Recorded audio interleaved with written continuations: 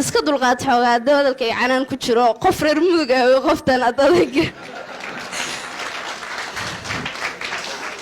waxaan ku salaamayaa salaanta islaamka assalaamu calaykum waraxmatullaahi wabarakaatu runtii waxa farxad weyn ee maanta inaan fursad u helay madaxweynaha sharafta badnaa iyo wasaaradda ugu jeclahay wasaaradda waxbarashada inaan soo hor istaago sida nalni sheegay ba anigu xaggan maan joogin waxaan ka soo safray gaalkacyo xoogaa yara waday oo su'aalo talooyin iyo codsiyaal ah dee dabcan maadaama la siiyay waqtiga ku qornin ahayd maalinta ugu dambaysa xoogaa yaroo kale ku biiray insha allah laakiin ma badna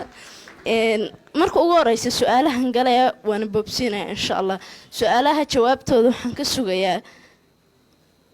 waa wasaaradda waxbarashada su-aasha koowaad waxaan rabaa inaan weydiiyo sida aynu ognahay ma jiraan public schools annagoo og inta waxbarata in lagu qiyaasay 47% yacni inta aanan waxbaranin percentage-ka marka ixsaa'iyaadka ama tirkoobka la soo jeedinayo maalin dhowtoole waxaa la yidhi 47% weliba estimation ahayd exactly xataa mays ahayn 47% ciyaalkana waxba ma bartaan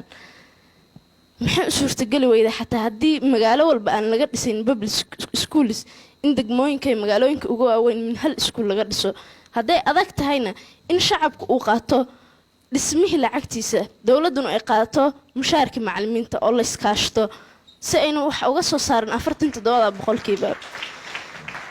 waxaa kale oo sii raacsanayaa 47% oo la soo gudbinaya waxaan jeclaan lahaa in la kala saaro imse ay 47% uga maqan goobaha waxbarashada duruufo lacageed imse ayaa uga maqan yacni baahiyaha gaarka dadka qabaan oo waayeen meelo goobo ayaga u qaasa imse ka baqayaan faquuq hadday soo dhexgalaan bulshada in la faquuqo in la kala saaro say u fududaato hawsha waan boobsiinaa insha allah su-aasha labaad ilaa iyo goorma ayay scholarship-yadeenu ahaanayaan kuwa fixed ah oo xadidan suudaan etoobiya even masar xataa mararka qaarkood waa yartaa umalaynaa intay soo gelayso ma waysan mudane wasiir iyo wasaaradda waxbarashada ahayn scholarship-yada aynu ku faanayno waxay rag keeneen haddana raggii oo kale tool u dhigmaa jiraan maxaa u leenahay scholarship-yo badan oo yurubta iyo waddamadaas ah maxaa loo leeyahay maxay ugu xadidan yihiin keliya dhowrka waddan ee jaarka nooca annaga teeda kale yacni qodobka kale toolaa cambaaraynaya waxay tahay ardaygii wuu dadaalaya wuxuu u dadaalaya oo kaalinta u ceyrsanaya waxay tahay badanaa hadda dadka ardayda sida caadiga ah rabaan inay dalka wax ka dhigtaan oo ku qanacsan oo og fakultiyada baranaya in dalka laga helayaan kaalin iskuma howlayaan qof laakiin haddaa aragtid jaxartamaya oo dhimanaya suu kaalin u galo qofkaasi waxa uu rabo inuu barto waddanka kama helayo soo fursad buu wuxuu uga faa'iidaysanaya inuu helo iyadoo bilaash ah laakiin nasiib darada jirtaa waxay tahay markaa firis xataa kaalimaha ilaa 100 ah qofkii asoo waddankii ikhtiyaar aan loo siin oo waddamadii jaarka lagu soo koobay baa haddana fakultiyadii ay xadidan yihiin us ikhtiyaar u lahayn inuu doorto fakultigu rabo taasna ayadana waa arrin u baahan in dib loo eego wey waxaa kale toola ayadana jirta yacni sidaynu ognahay hadda alxamdulilah aan igu hambalyeynaya in manhajyadii lasoo saaray dugsiga hoose la dhammaystiray annaga goormee hawsheena bilaabanaysaa insha allah kole anigu waxaa u malaynaya ma ka gaarayo waayo sanadkaana ay ugu dambaysa insha allah laakiin ana loo dedejiyo insha allah su-aashan waxay si qaasa ugu socotaa madaxweynena sharafta badan mudane madaxweyne maxaa kalifay in madaxdeena ay noqoto waqtiyada aynu aragno 2 waqti waqtiga uu musharaxa yahay oo ololahay campaign-ka uu ku jiro inuu noo yimaado ballanqaadyo noo sameeyo xaafadda markaa tagnana waalidkeen aan ku dhaano xataa sometimes waxaa dhici jirta inay madaxda qaarkood ololo ku galaan waxbarashada freenigaga dhigaynaa hadhow toolna xataa laga yaabo inaysa iskuul deeq gaarsiinin waqtiga koowaad waa waqtiga uu musharaxa uu campaign-ka uu ku jiro oo musharaxa uu yahay waqtiga labaadna waa markii intii la doortay imtixaanaadkii la gaaray centralizedka ama finalka oo wasaaradda ah oo ardayda dugsiga sare ee 8ka oo u daah furayo waraaqada uu qaybinayo oo la sawirayo maxay labada waqti kaliya u noqdeen iska dulqaad xoogaa hadalka ay canaan ku jiro qof reer mudug ah oo qoftan adayga runtii waxaa in badan la iswareysanaya oo la isweydiinaya oo la islahaa xagee musiibada ka taaganta iyadoo la leeyahay 53% ba iskuulada aadaan runtii eedan yar wada annaga xaggaas fadhinay dadka masiirkooda laga tashanay dhibaatada ay gunta ku jiraan waa annaga fursada ku hadalna lama siineen magaabnida ida ma garanay gacanta waa taagay laakiin cidna ma siinaynin waxa rabnay yani qodobka meesha uu ka jiro dhibaatada ana hadda ni sheegay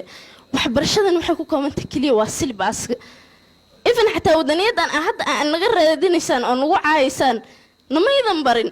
silbaaskana meesha waxbarasho loo aado waa iskuulka waxbarashadiisana waxa ku salaysan tahay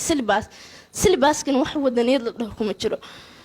xataa wasaaradda ana kuma eedayno si qaasa macallimiinta ula hadlaya aniga primary marka iskuulka salaamaan dhigan jiray ma jirto macallimiintaas yani wadaniyad had maanta min hortaagan ma hadlaya dadka qaarkood malaga inay isdhaa wareer mudug in adayga u dhalatay fasalka afraad oo ay bari jireen wasaaradda si qaasa ugu maysa sheegin ayaga xil iska saareen wasaaraddan duruuf adag bay maraysaa macallimiinta waxa ka codsan la ayagana inay la garab galaan in ardayda ay wadaniyada baraan aysan ka sugin inuu wasiirka intuu shir u qabto uu dhaa ardayda wadaniyada bara ardayda waxa bartaan sida mentalkooda loo dhisi lahaa ka hor intaa dhiilaydan ha casharkan qaado soo xifdi qodobka dhibaatada kale tol meesha ka jirtana waxay tahay waxaan wax u baranaa exams kaliya imtixaanka macalinka hadduu adoo xisada ku jirto aa kasii jeestaro inuu kusoo jeedo muxuu ku dhahaya waa sii jeesata soo maaha hadhow tol imtixaanka markuu kuugu imaaday kaa jarantahay bara casharkan si fiican u diyaar imtixaanku kuugu imaanaya ma jirto macallin intuu soo istaago ku dhahaya casharkan mustaqbalkaada ama saas kuwa anfacaya ma jirto markaas waxa isweydiinaynaa hadhow toole maxay difference u jiraan dadku wax soo bartay suuqooda su'aalaha intaas ku soo koobay maadaama waqtiga yar yahay waxa u galay xoogaa yar oo codsiya badnayn codsiga koowaad maadaama dumar ahay gabar ahay waxa iskala gabdhaha in waxbarashada gabdhaha si khaas ah loo taageero waynu ka duruuf adagnahay waynu ku waajibaad badannahay waana laga doorbidid badan yahay waxa leeyahay wiilku waa boqolow waalidka markay noqoto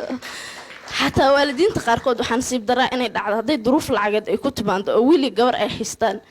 inay door bidaan inuu wiilku uu aado ay gabar ay fariisiyaan waxaa kale tooloo jirta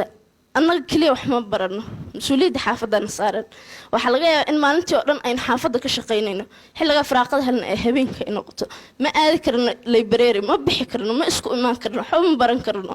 waa nasiib darro wey marka si gaara in gabdhaha loo taageero kuwooda kaalimaha galaan si aan loo abaalmarin ardayga kaalinta koowaad ee wiilasha yacni ardayga hadda ka hadlay laakiin si guud aan wiilasha sida aan loo abaalmarin in loo abaalmariyo inay dhiirigelin loo noqotaa rabnaa codsiga labaad waxaa weeye in la qabto madallo aqoon kororsi iyo aqoon isweydaarsi oo ardayda ah oo heer goboleed ah in la joogteeyo seminaarada iyo tababarka tayeynta macallimiinta ah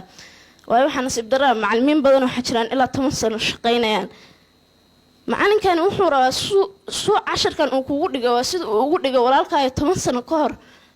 laga yaabo hadda inuu intuu 2 jaamacadood dhammeey ciyaalkiisa adiga korinaysid waa nasiib darro wuu xifdisan yahay 10 sano ka hor wuu xifdiyey sidii uu rabaa inuu kugu sheego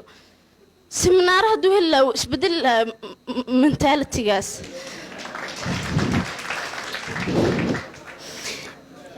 qodobkan weliba wuxuu lug ku leeyahay qodobka aynu dhahayna waxbarashada in silbaaska ku koobin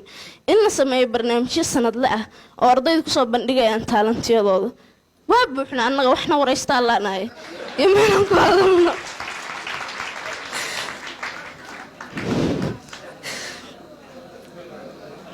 jaamacadaha codsi gaara nii soo jeedinaya adeerayaala waa nin baraynaa idinkaa sabab waa inaa waddanka ka cararno waayo fakultiyada dhan waan soo koobteen dhakhtar maxay tahay aniga hadda lowgaa rabaa inaa barto international low yacni isheg psychology waxyaaba badan waan xiisaynaa inaa barto ma lahan haddaa barta xataa kasoo qaado waddankii kuma practice garayn kara oo maxkamadaha afaarahaas meelayo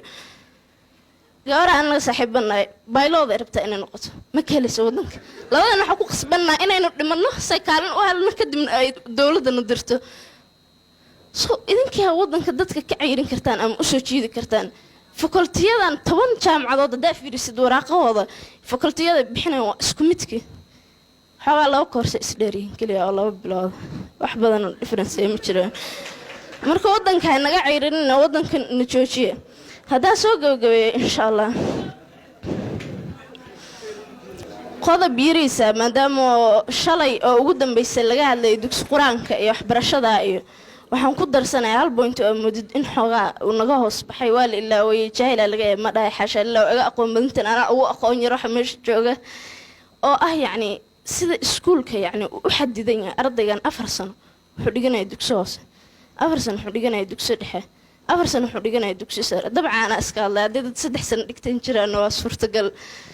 in sidaas oo kale tolo wadamada caalamka hadda kuweyda kale tolo ugu sareysa xagga quraanka markay noqotay tartamadiisa ayada ugu haysata yani ardayga 2 sano 3 sano 4 sano inta ku qaadanayso in waalidka markuu geynayo ilmahaas uu yaqaan oo oranay 2 sano kadib gacanta waxa soo qabanaya asigoo dhamay quraanka qodobka in lagu daro in loo xadido waqti codsiga ugu dambeeyo madaxweyne wasiirkeena waxa si qaas ah in kaga codsanaya runtii wadaniyad in badan baynu ku soo sheekeen waxa la oranayaa wadanka waxa looga cararaya maxay dadka yani xataa dawladda ay u cambaaraynayaan ayagoon fahansanayn maxay dadkii oo dhan u jahawareersan yihiin siyaasadda ay ugu jiraan waxaas oo dhan halkeeda mani sheega in maadada GB government and politics laga dhigo common subject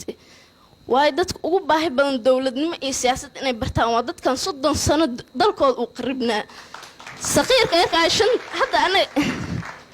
قوري راشين شراء دو نوجك تمدحون الدنيا تقان لحسن مركي قرتنا حلقة